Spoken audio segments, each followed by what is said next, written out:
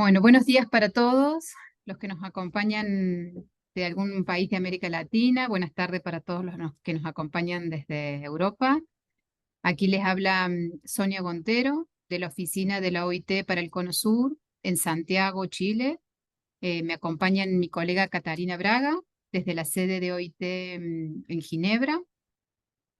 Bienvenidos a este quinto conversatorio sobre experiencias internacionales en materia de reducción de jornada laboral y organización del tiempo del trabajo.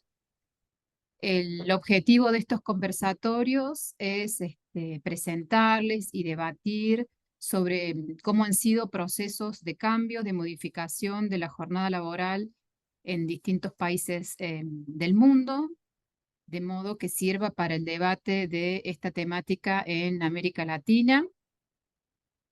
Tengo el gusto de contarles que hasta ahora hemos tenido más de 400 participantes en estos conversatorios de distintos países, más de 16 países de la región.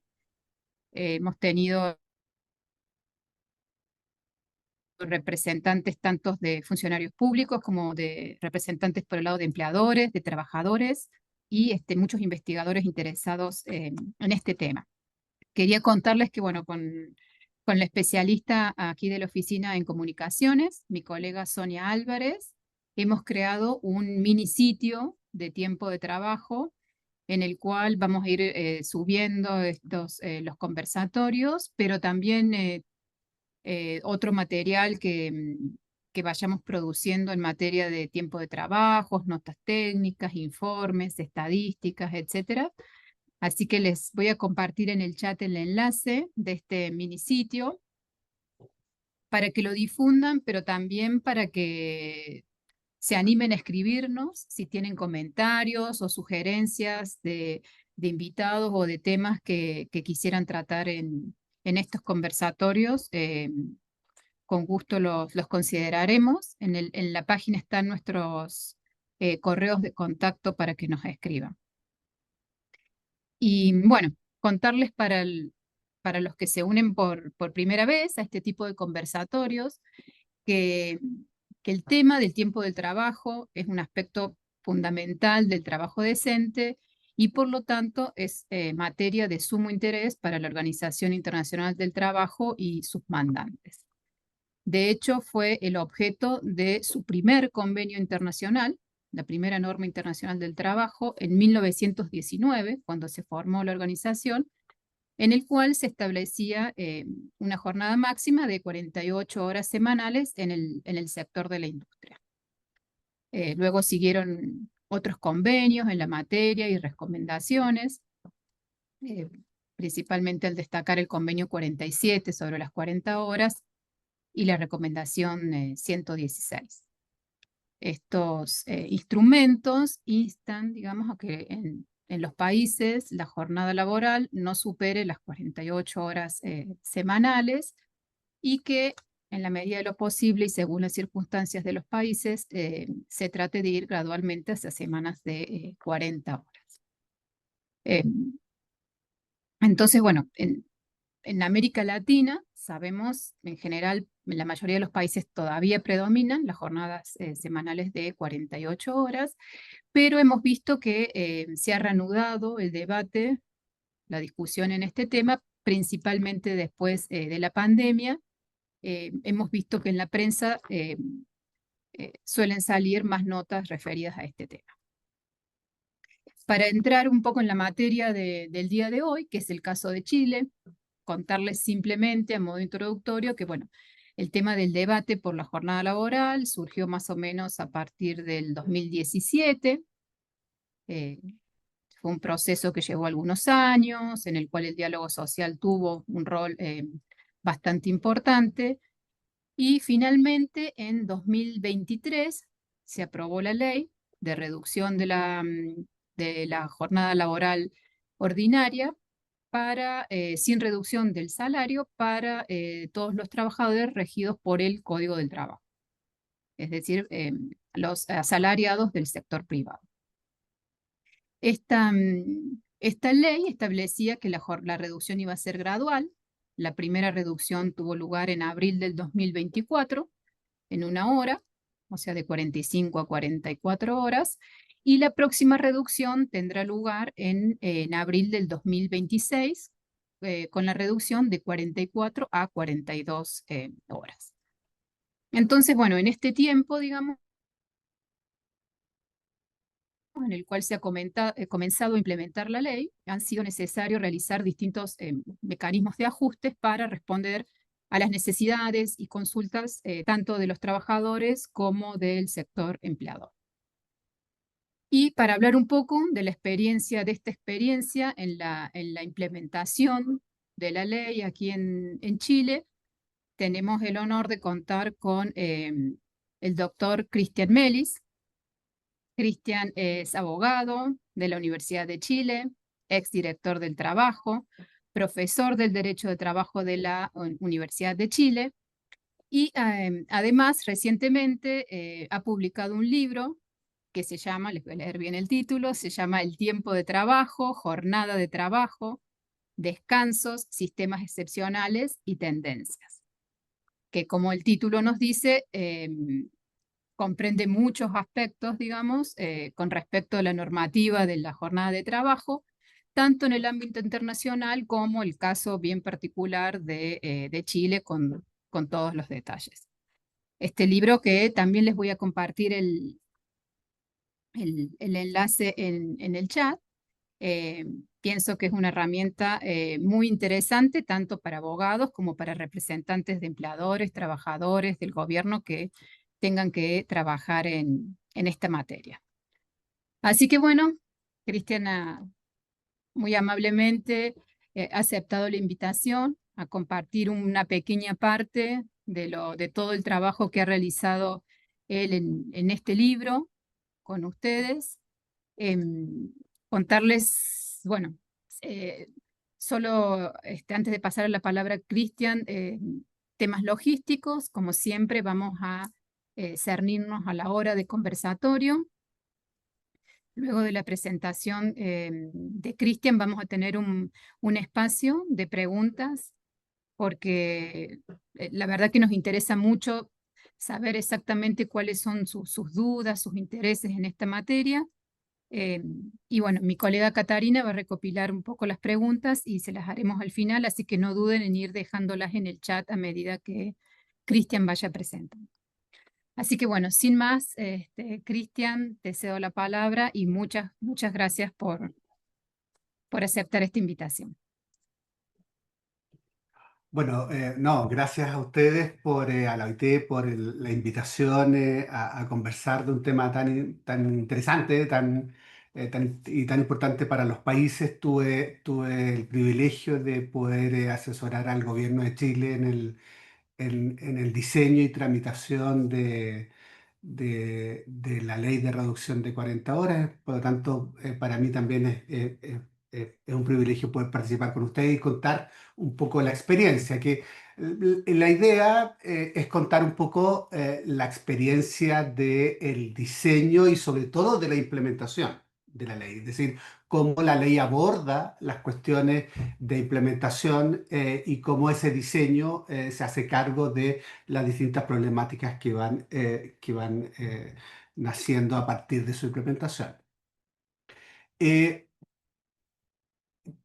el punto de partida en el caso de Chile viene ya desde las primeras leyes sociales del año en 1924, donde Chile adopta tempranamente la jornada de 48 horas a partir de la ratificación del primer convenio y los convenios OIT, ¿no? Las 48 horas perviven en nuestro sistema jurídico hasta bien avanzado hasta de forma muy reciente, y recién el año 2005 se produce una primera rebaja de 48 a 45 horas. Por lo tanto, esta segunda rebaja de 45 a 40 es probablemente una de los hitos más importantes, pero ese es el punto de partida en nuestro caso. hubo un proceso de discusión bien profundo en nuestro sistema a partir del 2022, post pandemia. Habían unos proyectos de ley que estaban en el Congreso y que se referían de alguna forma o tangencialmente a cuestiones de rebaja de jornada, pero a partir de la pandemia, sobre todo, y post pandemia, se retoma esta idea de reducción de la jornada. Y dos normas, dos leyes, una del año 23, de 2023, que reduce la jornada de trabajo de 45 a 40, y la otra del año 2024, se tramitó una parte en paralelo y posteriormente, con medidas de conciliación de la vida familiar y laboral, y lo toco porque tiene unos componentes relativos al tiempo de trabajo, que me parece interesante poder tocarlo.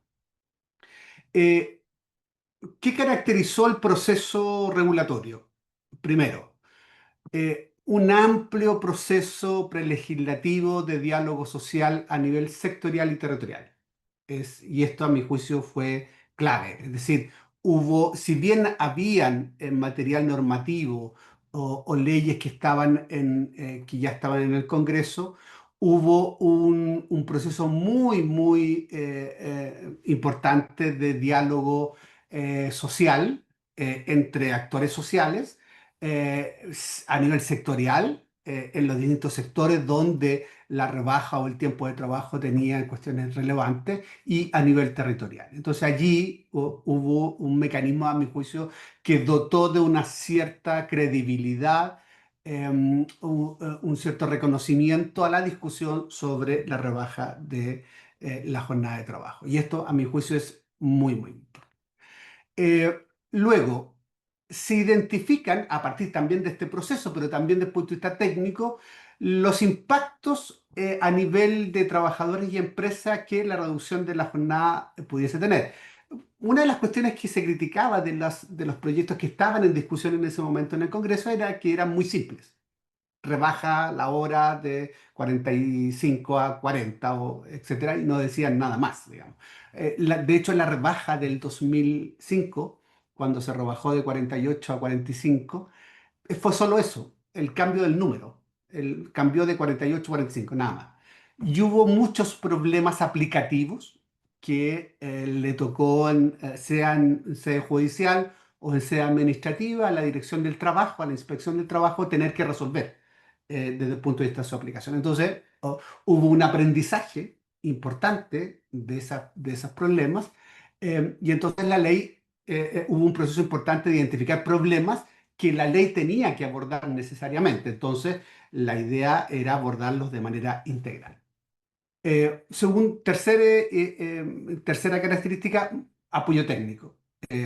Universidades, hubo mucha discusión y apoyo con académicos, académicas, con ONG que tenían que ver con los temas de tiempo de trabajo o con algunas problemáticas relacionadas con trabajadores o con mujeres o con otro tipo de personas. La OIT, la OCDE también brindaron un apoyo importante en el proceso. Búsqueda de un amplio consenso en la tramitación legislativa. Había una característica muy particular en el proceso de tramitación legislativa. El gobierno que estaba impulsando el proyecto no tenía mayoría en el Congreso. Por lo tanto, necesariamente tenía que buscar el consenso para poder sacar esto.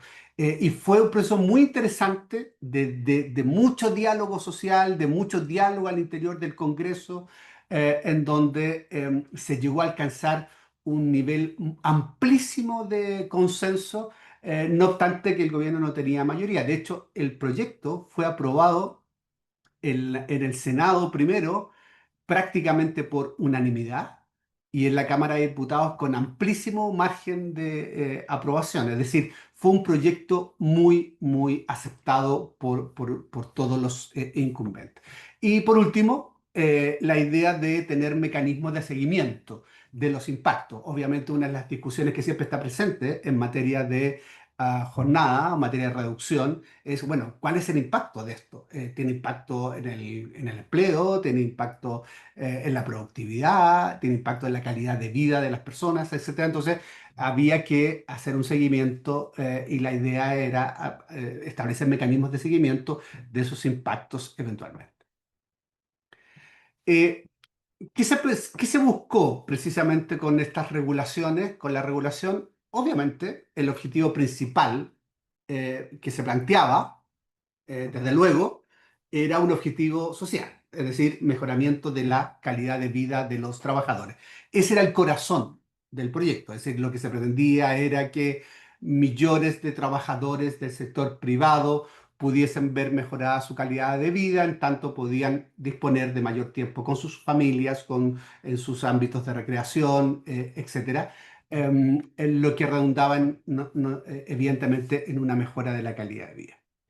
Se planteó también como objetivo el aumento de la productividad.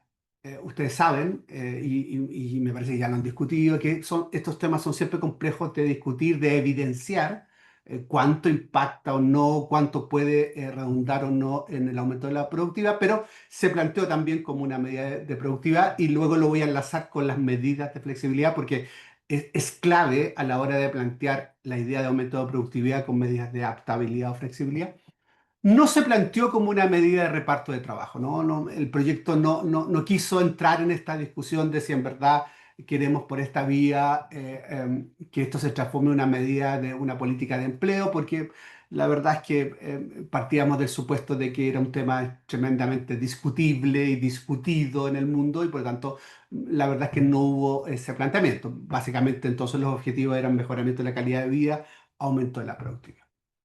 Segundo objetivo, conciliar intereses y necesidades de los trabajadores y también de las empresas. Esto fue muy importante a la hora de lograr los consensos sociales y políticos. Era necesario conciliar ambos intereses. Tercer lugar, un tratamiento integral. Una de las lecciones aprendidas del año 2005 fue que uno no puede simplemente hacer una rebaja cambiando el número, ¿no? El número de la jornada. Esto tiene diversos impactos. Impacto en el valor de la hora extraordinaria, en las jornadas parciales, en determinadas jornadas de otros de sectores productivos. Es decir, tenía un cúmulo de efectos la rebaja que había que abordar integralmente. Entonces, desde el punto de vista técnico, pasamos de un proyecto que era eh, un artículo de 2 líneas a un proyecto que eran muchos artículos y era muy robusto desde el punto de vista técnico porque pretendió hacerse cargo de todos los efectos que eventualmente esto pudiese tener. Ya lo mencionaba Sonia, este es un proyecto que se aplica básicamente al sector privado. El sector privado tenía ya 44 horas, de hecho estaba más bajo que el sector público tenía 44 horas, estaba por debajo de lo que tenía el sector privado, pero el proyecto solo tramitó y solo se concentró en el sector privado. Está pendiente todavía el sector público, que tiene otras particularidades. Ahí hay un tema de costo estatal importante, porque si yo voy a rebajar la jornada en un hospital, de los trabajadores de un hospital público, bueno, alguien tiene, eso es difícil de hacer, digamos, porque tiene una cobertura permanente y entonces eso supone mayor cantidad de trabajadores, ¿no? Y eso naturalmente tiene un costo.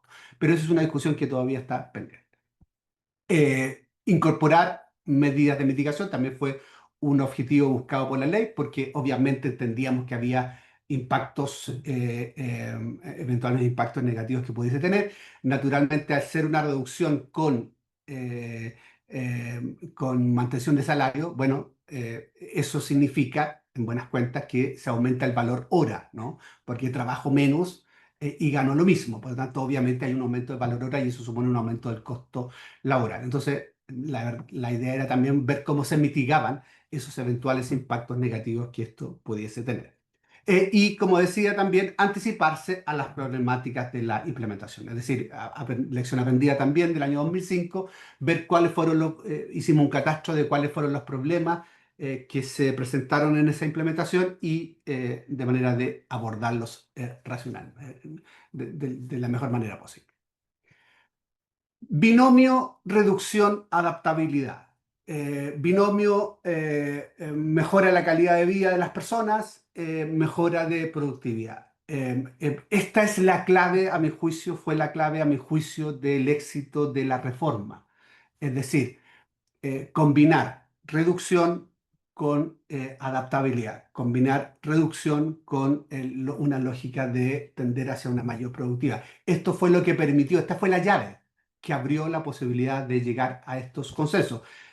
Fue la llave que permitió la aprobación del proyecto. Sin esto probablemente no hubiese prosperado, dado que, como ya les decía, no había mayoría en el Congreso por parte del gobierno.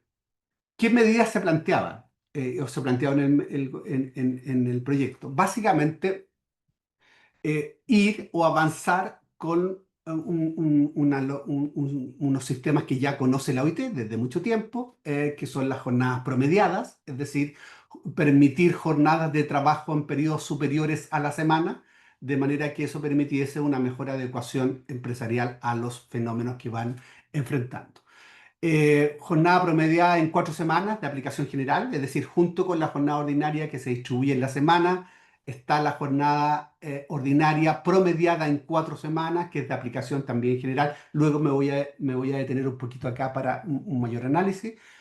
Jornadas promediadas de carácter mensual en sectores especiales que ya venían, ¿ah? Ojo, los sectores sí venían, ellos ya venían con un historial de jornadas promediadas en transporte, básicamente carga y persona, ferrocarril y aéreo. Jornadas promediadas en ciclos distintos a la semana cuando existe dificultad para aplicar reglas generales. Esto también venía en lo que nosotros denominamos sistemas excepcionales. Minería, es decir, jornadas en minería a gran altura, donde no es posible aplicar las reglas generales porque un trabajador que está trabajando a 5.000 metros de altura, que se demora un día en llegar a su casa, naturalmente yo no puedo tener un sistema normal de trabajo y por lo tanto se aplican allí estos sistemas excepcionales que no son sino sistemas promediados. También me voy a detener un poquito acá, pero son sectores, jornadas promediadas, pero en sectores específicos, en este caso la minería. Y, por supuesto, y esto ha sido también común a todos los procesos de reducción de jornada en el mundo, avanzar a jornadas 4x3. Es decir, permitir jornadas comprimidas, jornadas o fines de semana más largos. Esto tiene mucha aceptación social, ¿no? Naturalmente. Aquí la pregunta es si es con reducción proporcional o es manteniendo la jornada que se tiene, por lo tanto, trabajando de forma más abultada diariamente. Las jornadas promediadas, dos ejemplos. Las jornadas promediadas en 4 semanas significa que hay, en simple, esto es mucho más complejo, pero en simple, 2 semanas, por ejemplo, a 35 horas y 2 semanas a 45, de manera que en el periodo de referencia de 4 semanas me dé las 40 horas, que es la jornada que se fija, ¿no? O podría ser un sistema también de 2 semanas a 28 horas y 2 semanas a 52 horas. En el primer caso, de aplicación individual, es decir, solo requiere el acuerdo de los trabajadores individualmente considerados. En el segundo caso, solo con sindicatos. Eh, y esto tiene que ver un poquito con el punto de partida nuestro en materia de densidad sindical y densidad de la noción colectiva, que es bastante bajo. Y los ciclos distintos a la semana, que son estas jornadas que aplicamos en la minería, que también se meten en este sistema de flexibilidad. Por ejemplo, uno de los sistemas más utilizados son 7 días de trabajo por 7 días de descanso a 12 horas diarias de trabajo. Es decir, ¿y esto por qué? Porque esto permite cuadraturas dentro de un sistema de 24 horas y continuidad operacional, ¿no? En vez de tener 3 o 4 turnos al día, tengo 2 turnos al día de 12 horas. Esto permite acumular trabajo, pero también permite acumular descanso. Y entonces, trabajo 7 días a 12 horas, sí, pero descanso 7 días a la semana. Entonces, son sistemas que ya llevan mucho tiempo en nuestro país y son sistemas que en general dan 42 horas promedio, si uno saca la cuenta. Entonces, si ustedes se fijan, este igual tenía un problema porque estaba por sobre las 40 horas. Después me voy a referir a cómo se hace la solución para este caso. Conciliación de la vida familiar. También se incorporan medidas de conciliación de la vida laboral y familiar. Eh, eh, Esto fue muy interesante porque es lo que yo denomino, son como lo que yo denomino derechos de adaptabilidad de segunda generación. Es decir, ya no son solo derechos de los trabajadores de ausencia. Cuando uno regula un permiso, para lo que sea, es un derecho de ausencia. Es decir, la ley me permite ausentarme y probablemente con manteniendo la remuneración, manteniendo el salario. Por lo tanto, es un derecho de ausencia. Lo interesante de esto es un derecho de adaptabilidad. Es decir, se entrega al trabajador un mecanismo de adaptabilidad de las condiciones laborales a sus propias realidades o preferencias. Eh, Son varios, pero me parece que los más relevantes son derechos a horarios diferidos, bandas horarias que probablemente son bien comunes, no son mucha novedad, pero la novedad es que son derechos, es decir, quien opta por ellos es el trabajador. Y lo mismo el teletrabajo. En el derecho al teletrabajo es el trabajador quien opta al teletrabajo. Y son derechos que la ley asigna a trabajadores que tienen responsabilidades de cuidado no remunerado, niños o menores o personas con discapacidad, ¿no? Pero lo que decía, lo interesante de esto es que son derechos, ya no son como en las reglas generales, posibilidades o medidas acordadas entre las partes. Son derechos de manera que el trabajador puede exigir hacer uso de estos derechos. Y se entrega, y aquí la gran discusión era, el sector empresarial decía, bueno, ok, pero esto tiene un problema. ¿Qué pasa si yo soy una empresa que atiende público? Y el trabajador quiere, y en un horario determinado, esto quiere decir que yo tengo que contratar a alguien para que ese trabajador haga uso, por ejemplo, del teletrabajo.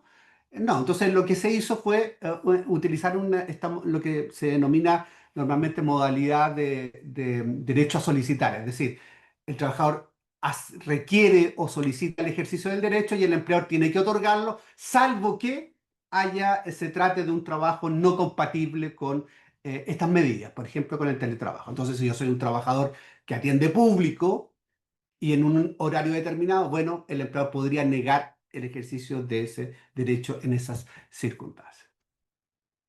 Tratamiento integral. El proyecto y la ley lo que hizo fue hacer un tratamiento integral de todos los efectos que tenía la reducción en la jornada parcial, en sectores especiales, transporte, trabajadores de casa particular, trabajadores agrícolas, turismo, minería, y se establecieron sistemas alternativos de reducción por equivalencia. En el caso que ya les comentaba de la minería, que estos 7 por 7 con 12 horas, que da 42 horas promedio, tanto trabajadores como empleadores querían mantener eso. Entonces, ¿qué previó la ley? La posibilidad de mantenerlo, pero que la reducción se hiciera por equivalencia, por ejemplo, con días de descanso anuales adicionales. Entonces, fue una buena fórmula para mitigar este efecto. Se establecieron límites a las horas extraordinarias en el caso de las jornadas promediadas. ¿Cómo se mitiga el impacto que eventualmente tiene la ley, la reducción? Obviamente, desde el punto de vista de los trabajadores, es una reducción sin disminución del salario. Eso quiere decir, en buenas cuentas, que hay un aumento del valor, tiene un aumento del valor normal y por efecto el aumento del valor de la hora extraordinaria, porque el valor de la hora extraordinaria se calcula sobre la base del valor hora, ¿no? Hora normal. Están las medidas de flexibilidad del tiempo de trabajo para empresas y trabajadores que ya he señalado. Y obviamente, y esta también es una clave junto con las medidas de adaptabilidad en materia de mitigación, obviamente gradualidad. Así como el año 2005 hubo una gradualidad también de 5 años, aquí también hay una gradualidad de 5 años. El primer año se reduce a 44, que ya fue en abril del 2024.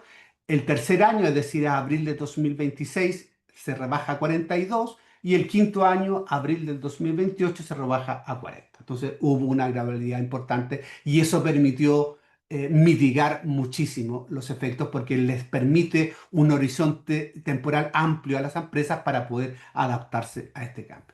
Y algunas medidas para pequeñas empresas de acceso a programas de capacitación o instrumentos de fomento estatal. Es decir, se le otorgaba un mayor y mejor acceso privilegiado a determinados tipos de instrumentos de capacitación, de fomento de la productividad, etc.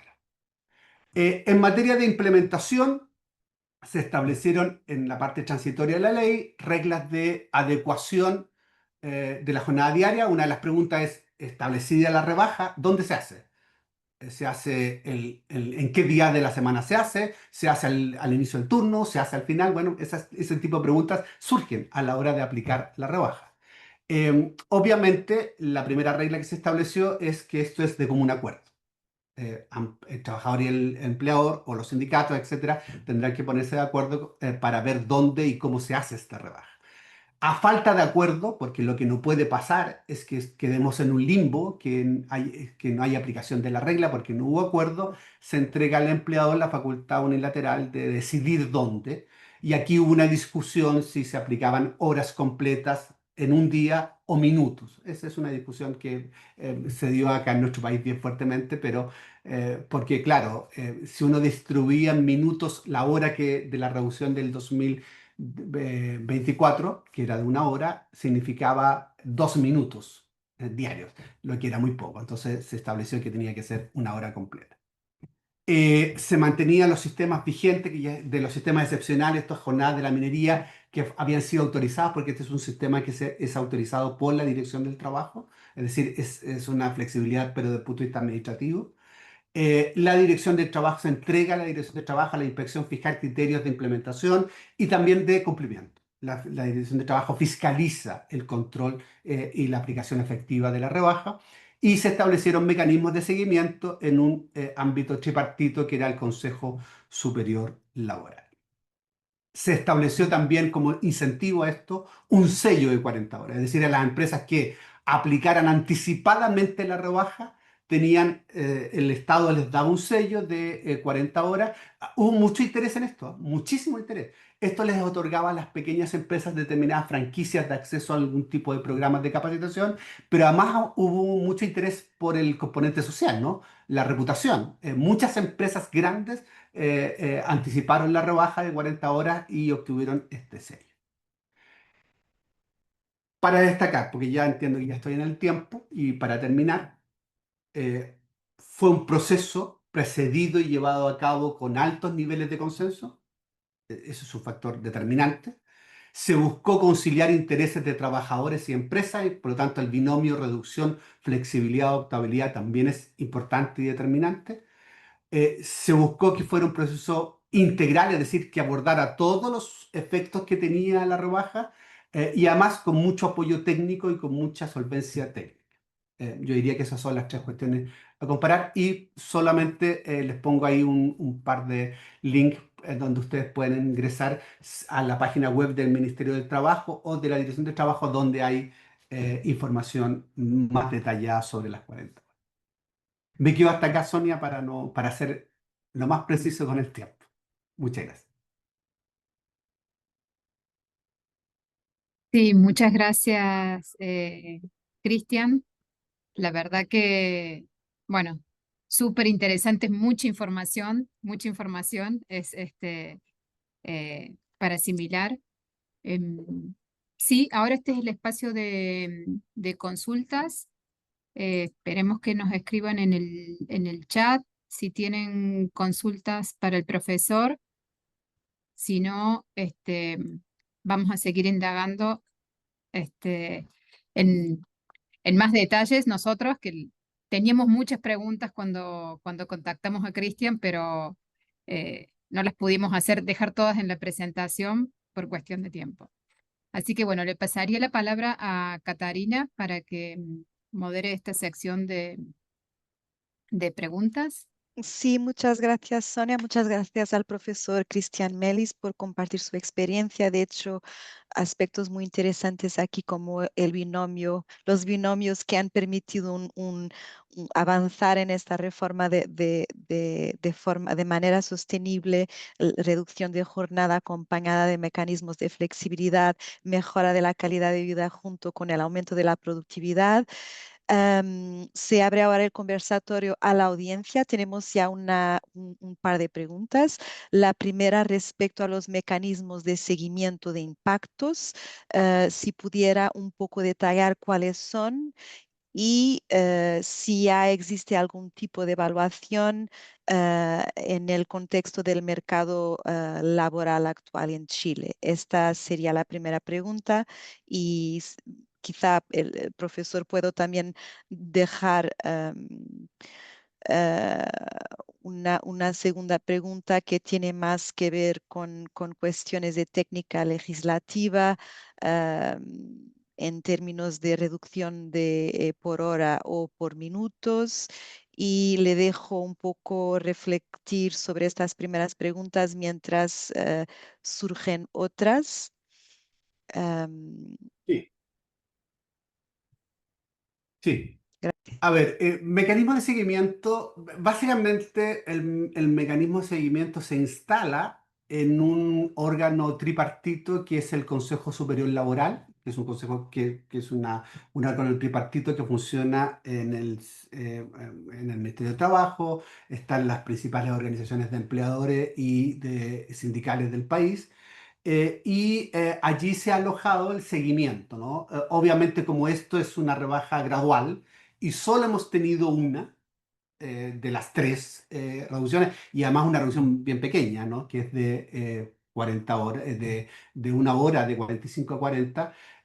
Lo que va haciendo este consejo es emitir informes anuales, eventualmente conforme vaya aplicándose la reforma, con cierta participación de otros ministerios asociados. Pero por el momento lo único que tenemos es que ha habido una aplicación, por lo menos de las rebajas de una hora, bastante completa. Es decir, yo diría que salvo casos muy aislados, no ha habido problemas de implementación serios de la rebaja de una hora. Yo diría que esto se trabajó con mucha anticipación, así que hubo mucho de ello. Y la discusión de minutos horas era que eh, la ley planteaba una redacción que decía que la rebaja se hace cuando es unilateral por el empleador, cuando no hay acuerdo se hace proporcionalmente en la jornada que tiene el trabajador. Entonces eso significa, si yo voy a reducir una hora, dependiendo si la tengo en 5 o 6 días la jornada, eran 10 o 12 minutos diarios, lo que obviamente era muy poco, se iba a notar muy poco la rebaja. Entonces, bueno, se interpretó en ese caso por la Dirección del Trabajo y después sacó una ley complementaria que aclaró definitivamente el punto, que la rebaja es de una hora completa por día. Entonces, ahora había que hacerla en una hora un día. Cuando venga el 2020, el próximo año en abril, otras 2 horas, habrá que hacer en otros 2 días una hora completa cada día, hasta llegar a las 40 horas. Yo diría que ese fue como el problema mediático más profundo que hubo, pero en general yo diría que no ha habido problemas mayores de implementación.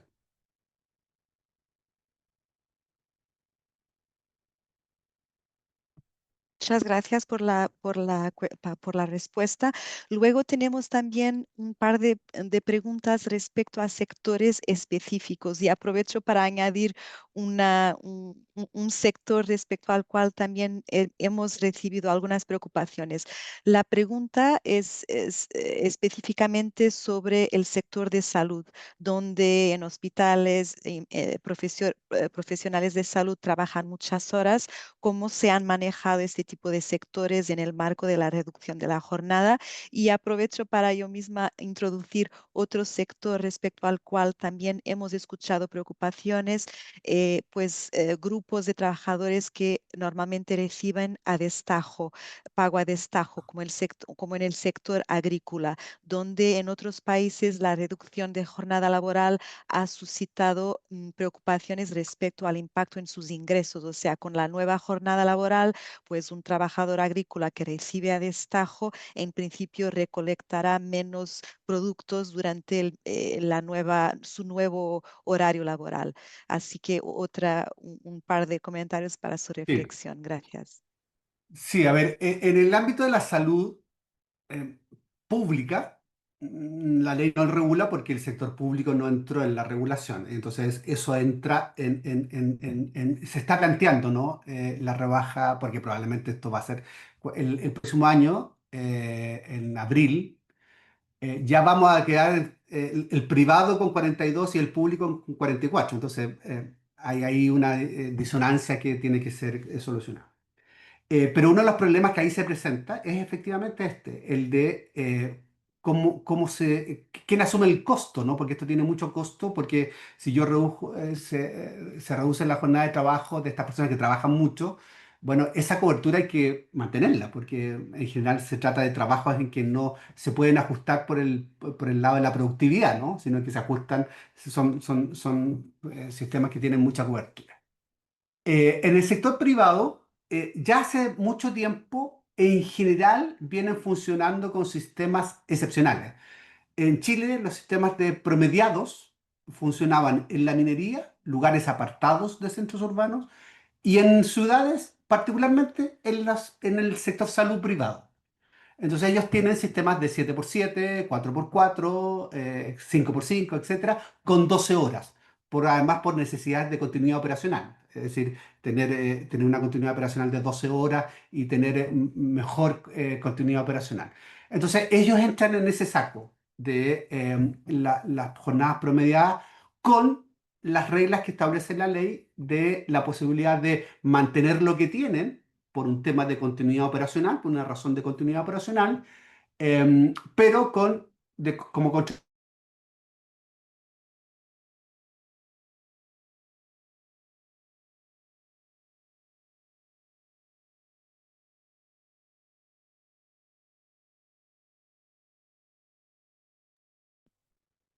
Me parece que el profesor se ha cortado su conexión. Esperamos un poquito más, quizás Sonia, que se reconecte. Me Sí, imagino por que lo favor. haga rápidamente. Y pues, Le voy a avisar que ok, no. muy bien. Y pues aprovechamos también para mencionar que este es el quinto conversatorio de un ciclo de conversatorios respecto a países donde se han manejado temas de tiempo de trabajo. El propósito es que realmente se constituyan insumos válidos para otros países que estén considerando reformas en esta materia, pues ofreciendo aprendizajes prácticos. Al final de nuestro conversatorio van a tener todo el material en el portal temático de tiempo de trabajo de la OIT Conosur, junto con la grabación de los conversatorios anteriores. Así que esperamos un poquito que el profesor se conecte, está conectado. Am, ahí he vuelto. Parece Muy que bien, muy bien. No sé no si sé, no quiere... sé qué pasó. Pero bueno, Ok. lo que decía es que en Chile, como regla general, los trabajadores tienen que tener un sueldo fijo base igual al ingreso mínimo mensual. Por lo tanto, como regla general en Chile no hay trabajadores al destajo completos. Es decir, no puede haber un trabajador que tenga toda la remuneración a destajo o variable o por productividad. Por lo tanto, obviamente se reduce la problemática al componente variable, ¿no? De la remuneración. Y ahí nada, no hay una regla especial, simplemente se tiene que ajustar en función de la productividad que tendrá que tener, pero mitigado por esto, ¿no? Que el sueldo, el fijo, el base tiene que ser igual al ingreso, al salario mínimo. Por lo tanto, ahí hay una forma de mitigación.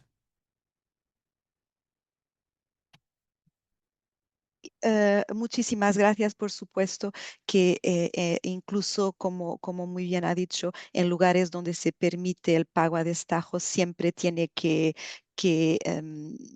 garantizarse el salario mínimo nacional legal o el salario para la categoría profesional. Tenemos aquí una pregunta, bueno, un par de preguntas de Brasil en este caso. Un, una pregunta que una vez más incide sobre la cuestión de la medición del impacto en el marco de la productividad. Ya hemos tenido en un conversatorio anterior una revisión de impactos que invito a las personas a consultar. Creo que el tercer conversatorio trató precisamente de este tipo de impactos y si no me equivoco, creo que el impacto en términos de productividad era um, dependía de otros factores como el sector, etcétera, pero no sé si podéis mencionar algo en este marco.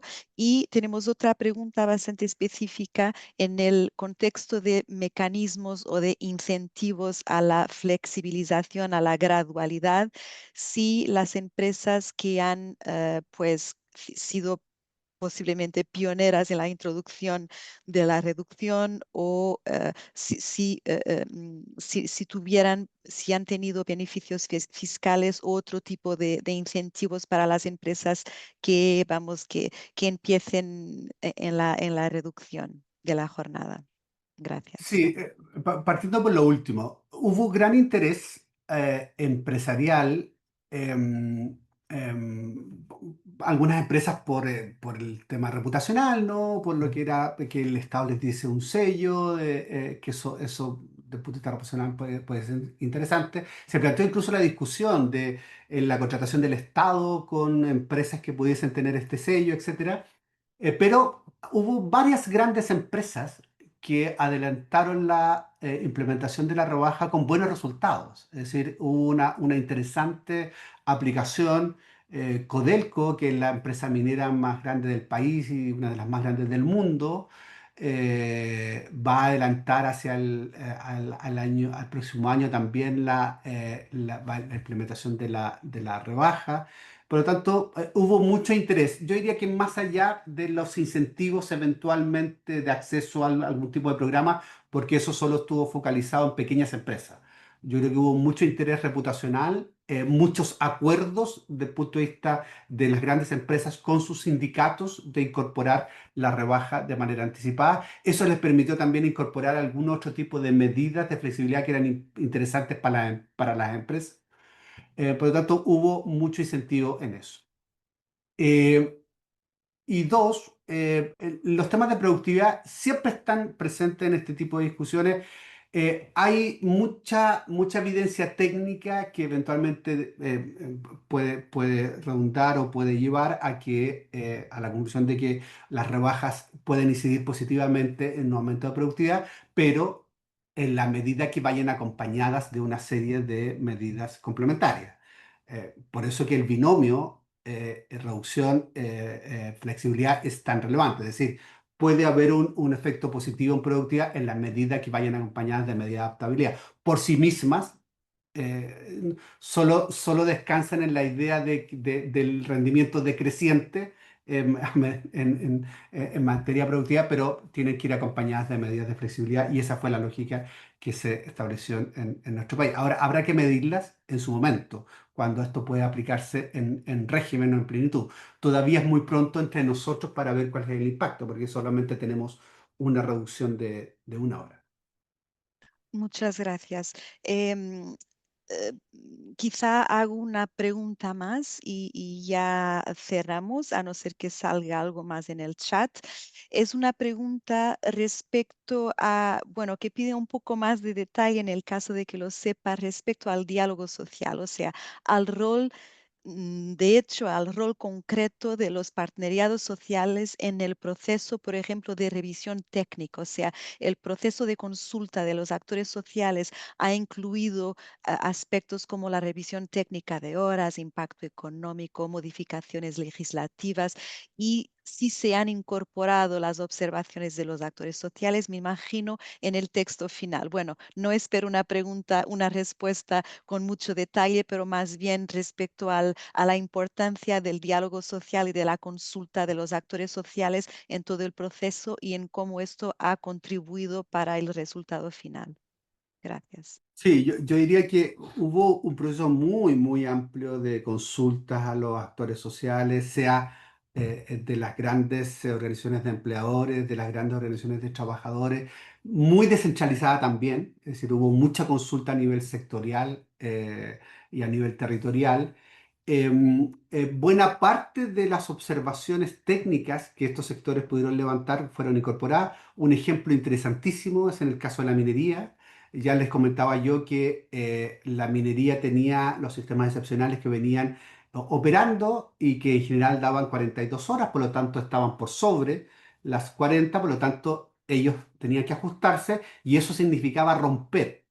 el molde de continuidad operacional que tenían, ¿no? Entonces era un impacto muy grande para el sector. Entonces, bueno, hubo un proceso muy interesante entre el mundo sindical, que es un sector muy asentado, con bastante poder en el mundo minero, y el sector empresarial del mundo minero, en donde ellos llegaron a esta solución de una rebaja por equivalencia, por así decirlo, manteniendo lo que tenían, sumando días de descanso. Esa demanda o esa fórmula se le propuso conjuntamente al gobierno y el gobierno la tomó y la llevó a la discusión parlamentaria. Entonces allí hubo una muy interesante fórmula de diálogo social que fructificó en un hecho muy concreto y en una forma muy concreta en el proyecto. Obviamente, otra de las cuestiones que tienen que ser muy relevantes, que son relevantes en las discusiones, las medidas de flexibilidad probablemente de qué tipo son o cómo se hacen, ¿no? ¿Se hacen de manera individual o se hacen de manera colectiva? Y eso tiene que ver probablemente con los puntos de partida de cada país. Cuáles son los niveles que tiene cada país una negociación colectiva más centralizada, más descentralizada, etcétera. Entonces, eso también es un tema interesante de meter en la discusión. Muchas gracias. Sonia, te paso la palabra. No estoy, creo Sí, que sí, no tenemos tiempo para muchas más preguntas porque solemos hacer el webinario durante 1 hora para que sea el más efectivo posible, pero podéis consultar esta grabación y las grabaciones de los conversatorios anteriores en el portal de tiempo de trabajo de la OIT Conosur y te paso la palabra. Muchas gracias al profesor Melis. Gracias. Sí, muchas gracias, Catarina, también por moderar las preguntas y al profesor Cristian Melis por responder. Bueno, la verdad que personalmente he quedado encantada con este conversatorio. Eh, Vemos que varias lecciones que, que me parecen que son súper útiles para otros países que quieran debatir este tema. He visto por el chat que se han conectado colegas de distintos países, Brasil, Guatemala, Colombia, Argentina, he escuchado, así que me alegro mucho. En este caso en particular, entre los aspectos a destacar con los que me quedo y que este, si tienen preguntas, por favor, nos hagan llegar, es que, bueno, Chile ha aprendido de una primera experiencia, ¿no es cierto?, en materia de reducción de jornada laboral. Eso es un aspecto muy positivo, aprender de experiencias pasadas y ver cómo podemos mejorar esas experiencias. Es decir, que la reducción se ha hecho en etapas de 48 eh, horas semanales de la jornada ordinaria que existía antes. Llegaremos a la 40, pero a través de 2 experiencias. Eso es muy importante el rol que tuvo en esta segunda experiencia el diálogo social, realmente para que, bueno, como comentaba el profesor, realmente hubo una apropiación de todos los sectores, hubo consenso político, consenso social, entonces eh, realmente formó una base muy sólida para que cuando llegara la ley, la implementación eh, pueda ser más fácil, por así decirlo. Eh, Me he quedado también con el tema de medidas de adaptabilidad, ¿no es cierto? Muy, muy importante, eh, tanto para considerar, tener en cuenta las especificidades sectoriales. No todos los sectores productivos eh, trabajan, se desempeñan del mismo modo. Es necesario pensar en cada una de estas necesidades. Eh, También la necesidad de que haya espacio para la negociación colectiva. O sea, que exista la ley no significa que no pueda haber negociación colectiva. Lo comentaba el profesor, por ejemplo, en el caso de la minería, un acuerdo que se llevó en ese sector. Eh, eh, y medidas, por supuesto, de flexibilidad para compatibilizar las necesidades eh, de trabajadores y empleadores. Tener en cuenta el objetivo o el por qué se está realizando una reforma de este tipo. que en este caso en particular el profesor resaltó varias veces el tema de la conciliación de la vida laboral con la vida personal. Eso es muy importante, ¿no es cierto? También para, como base para el diálogo y las razones por las cuales hacemos esto. O sea que hay muchos aspectos, muchos detalles a considerar, ¿no es cierto? Que los ha mencionado Cristian ahora. No es solamente una ley, como él mismo dijo, sino un proyecto de cambio en un aspecto fundamental que hace a las condiciones de las personas trabajadoras y de sus familias, ¿no es cierto? Porque afecta a todos. Así que bueno, nuevamente agradecer a Cristian por su tiempo, su generoso tiempo el día de hoy para la preparación de esta presentación, a Catarina también por acompañar siempre estos espacios, a todos los que participaron. Y bueno, por favor nos hacen llegar sus consultas a los correos que están en la página web del tiempo de trabajo y nos vemos en el próximo conversatorio. Muchas gracias. Chao, chao. Hasta luego. Gracias.